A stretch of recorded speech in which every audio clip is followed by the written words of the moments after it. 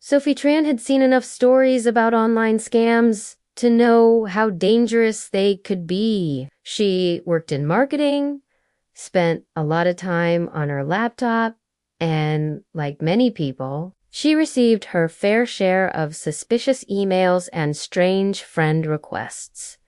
Usually, she deleted them without a second thought. But one evening, while scrolling through her messages, she noticed something different. The sender claimed to be Daniel, a businessman from London. His message was smooth, polished, and flattering. He said he had stumbled across Sophie's profile and felt a rare connection. Normally, she would block someone like that instantly, but something about his tone made her pause. It wasn't curiosity about him, it was curiosity about the game he was trying to play. Sophie had a sharp mind and a playful streak. Instead of ignoring him, she thought, what if I flip this around? What if I scam the scammer not for money, but for the truth?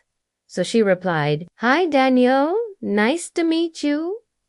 Tell me more about yourself. That opened the floodgates. Over the next week, Daniel showered her with compliments and vague stories about his wealthy lifestyle. He claimed he traveled constantly for business deals and was searching for someone genuine. But Sophie noticed the cracks, broken grammar, repeated phrases, and evasive answers to her specific questions.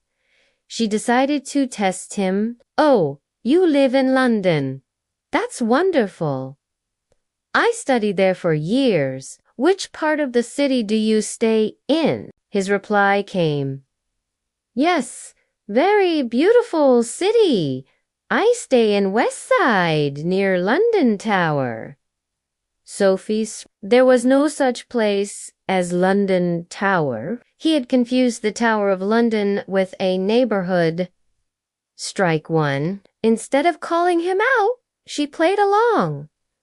She pretended to be more interested. She let him believe she was falling for his charm. And just as she expected, the scam began to reveal itself. After 2 weeks of chatting, Daniel sent a long message about an urgent business problem. He claimed one of his shipments had been stuck in customs and he needed money for clearance. He promised it was temporary, that he would pay her back tenfold. Most victims would panic or feel pressured, but Sophie leaned back in her chair and grinned. Here we go, she replied sweetly. Oh, Daniel, I want to help. But the problem is, I don't trust bank transfers.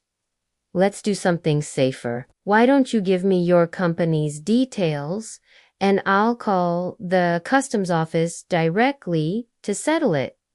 That way you don't have to worry. There was silence for hours. Then he came back with excuses.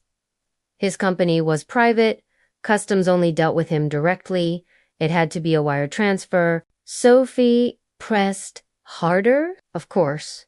But I need the invoice number and the port location. I have a cousin who works in logistics. She can sort it out right away.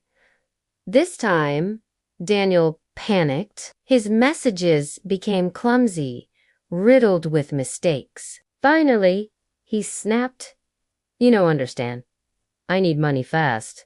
Just trust me. That was Sophie's cue. She dropped the mask. Listen, whoever you are, I know exactly what you're doing. You're not from London? You don't have a business? You're just another scammer hoping to trick someone lonely into wiring you money. But this time, you picked the wrong target. Before he could respond, she copied their entire conversation, screenshots and all, and forwarded it to a cybercrime reporting site. Then, for her own satisfaction, she sent him one last message.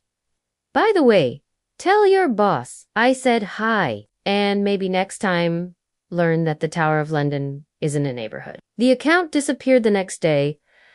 Sophie sat back, satisfied. She hadn't lost money. She hadn't been tricked instead. She had wasted his time, exposed his lies, and maybe saved the next victim from being fooled. The scammer thought he had found an easy target, but instead, he had been outsmarted by a woman who refused to be anyone's victim.